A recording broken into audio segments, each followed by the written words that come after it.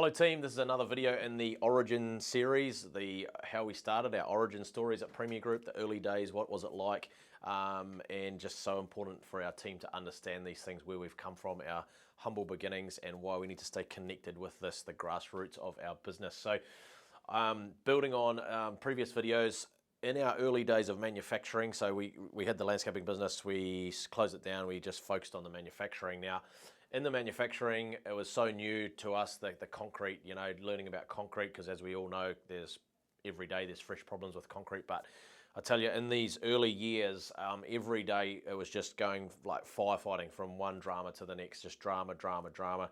We had things like employee theft. We had no trust in the business. There was problems, people problems all day long, because we didn't understand that we should be growing people. We didn't understand lean.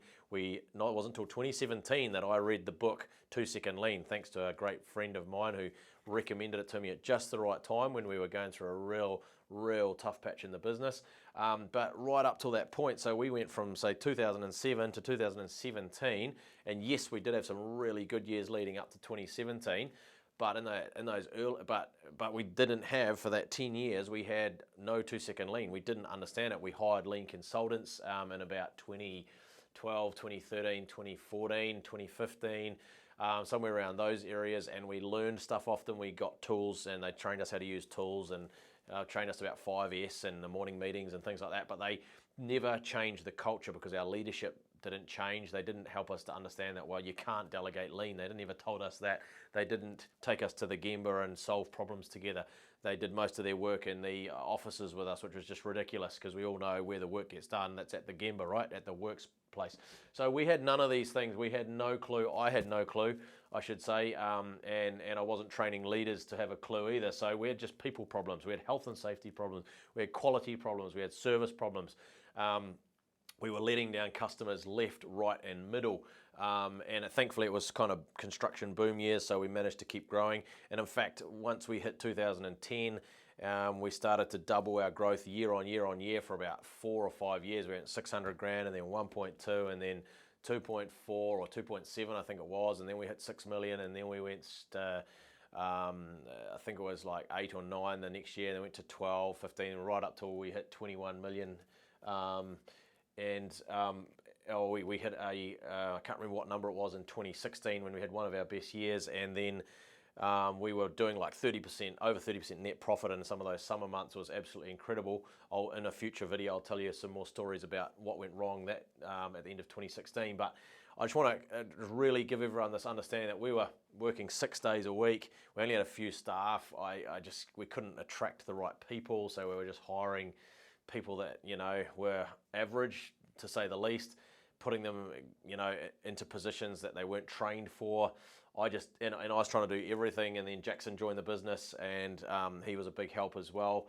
And we had Jeffrey joined the business too, and he's still with us today. He was an amazing help as well. He was really great with managing dispatch and managing customer expectations and stuff like that. So we went from 2007 to 07, 08, 09, 010, we started to get the hang of it and get some flow, and then we got the Mitre 10 Megas really starting to buy more off us, and so we started to get some good growth. But those early days, we had no lean, we had no 2 Second Lean, we had none of the stuff we've got today. So I just want to make it really clear to people, this is where we've come from, and this is where most businesses either fail or they just remain stuck in firefighting. That's why most businesses never achieve 1 million in sales, let alone 10 million in sales, let alone 20, 30, 40, 50 or 100.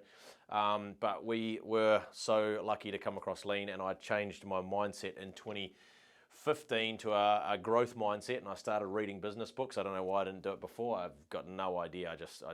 I have no answer to that question. If I had my time again, I would have started reading business books when I was in school, or when I left school at least, but I just was clueless and didn't read anything. But then I got this growth mindset and decided I needed to start reading, and got that hungry for growth, and started, because you don't know what you don't know, and I finally figured that out. And that started helping us, so from 2015 onwards, we really started to learn about new things and new ideas, like putting culture first and all those sorts of things. And then going back to And of course, 2 Second Lean is still part of our staple diet now, and we train businesses all around the world on how to implement a fun lean culture. So how cool is that? How far have we come in that over the last sort of 20 years? It's amazing. But I just want to remind everybody, make sure everyone's clear on just how tough things were. So crazy hours, crazy physical work, dusty, bad health and safety, too much cement dust flying around, not enough like air protection not being worn properly, just so rough because we didn't understand lean, we didn't understand process improvement. We were always trying to improve, of course, but it was very lumpy. You know, I'd stay there till midnight making some improvement on a line. This happened all the time. This was when I was single, thankfully, before I got married. But even after I got married, which was 2012, there was still some pretty tough times after that too, with lots of these late nights. But those early days prior to that, there was so many nights when I'd stay till midnight, sometimes even 1 o'clock, doing these upgrades and stuff. So yeah, I had no clue. So we're just trying to continuously improve without understanding that we should have been growing people and we should have been fixing what bugs us, all these things that we should have done, but we didn't know what we didn't know, right? Then I want to talk to you about, so we had unhappy customers and all the rest of it. Lots of drama. Then we started growing more and more, and I want to talk to you quickly about the transit van. We got this white transit van. I said in a previous video that we started Tim Miller in that van, but it was actually me, so I got that and started driving that, and then we hired Tim Miller later. So we probably had that van for a year or two before we hired Tim, but I was driving that up and down the country, put these big steel displays, and it was very heavy. It was this big transit, manual of course, with a car phone in it, and it was pretty cool. We had a great display rack, big steel display racks in there full of glued on paving, and used to drive that up and down the country to the Mitre 10 Megas and the Placemakers, ITMs, Carters, landscape yards, stuff like that. And that's how we started growing. And those trips were crazy. Like I said in a previous video, you'd go all the way to Wellington and back in a day, and you'd get back at 1 a.m. And I'd be stopping every hour or so for a Red Bull or a V drink or a coffee.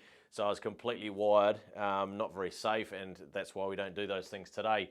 But I just want to remind everyone, this is the history we have. This is about the pain and the sweat and the tears that it's taken to build the business, driving through black ice, driving through snow, South Island trips. So I got to see some beautiful things, some beautiful scenery, but always while you're driving, you're worried about the business, you're worried about what's going on, because there's, in the factory, because we didn't have great people, we didn't have much trust there, because I wasn't a great leader, we didn't understand these things. And these are the problems that are common across most businesses. But again, I just want to remind everyone, this is where we've come from. So these are like 80-hour weeks of driving, worrying, constant worry about the business, constant worry that I was going to go to sleep and drive off the road, constant worry about the next customer, customer service girl ringing in and saying, hey, this customer's got a problem with their pavers. I'm in Wellington, they're in Auckland, they want to see someone right now. I couldn't do anything, all these sorts of things. This happening all day long, just again, firefighting, but building the business at the same time. So there's lots of positives, but also lots of stress, lots of worry, lots of drama, lots of firefighting. And then I want to talk to you about, also I used to do the Red Bull thing, and then fitness. So I used to try and keep up with the fitness on the road. Like I'd pull over at a park, try and do this once a day on my trips, or sometimes more than that, and do press-ups and squats and whatever I could do to try and keep fit and healthy and keep awake as well. And obviously drinking tons of water as well, just crazy. When you look back, store displays, I was doing them all myself as well in the early days, and that was a lot of work as well, because I'd either take the pavers with me in the van or on a trailer, or I'd get them sent on a freight company, and then I'd put all the hardy board up and glue it all up, and those were long nights too. It's often work till the store closed, and it was just crazy times. And then there's a big milestone, was when, I can't remember what year it was, but Hamilton Mitre 10 Mega had a meeting with the general manager and showed him my idea of how we could upgrade his store and create these beautiful displays and put up these beautiful sign boards with beautiful photos. And this was probably 2012, maybe 2013.